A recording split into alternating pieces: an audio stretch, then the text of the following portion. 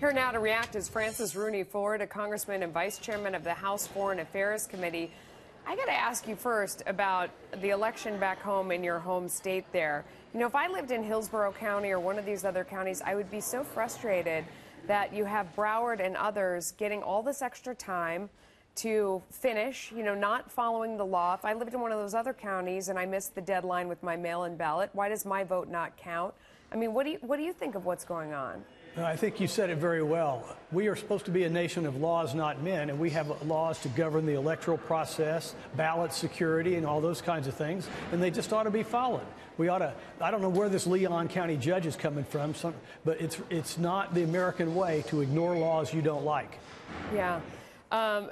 What do you think happens from here? I mean, now we're hearing that there's going to be a 5-day extension for Palm Beach, and you know, a lot of people are losing confidence in whatever the final tally is, whether it's accidental, whatever happened, you start to lose confidence. Of course you do. It undermines the institution of the vote in America, which is supposed to be based on our electoral laws. And you look at some of the shenanigans that Palm Beach County and Broward County have perpetrated for many, many years. There's already some damage to their reputation that's being perpetuated right now. Let me ask you about what's going on there in Washington. Your party needs a new leader in the House. Are you supporting Kevin McCarthy, or what do you think of the other contenders?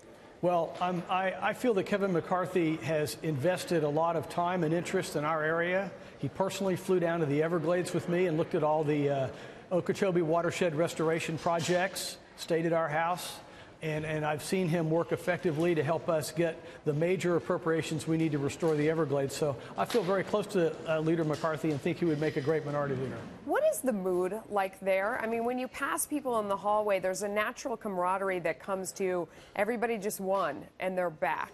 Do you feel any sort of potential to come together, or do things feel very heated? What's it like there today specifically?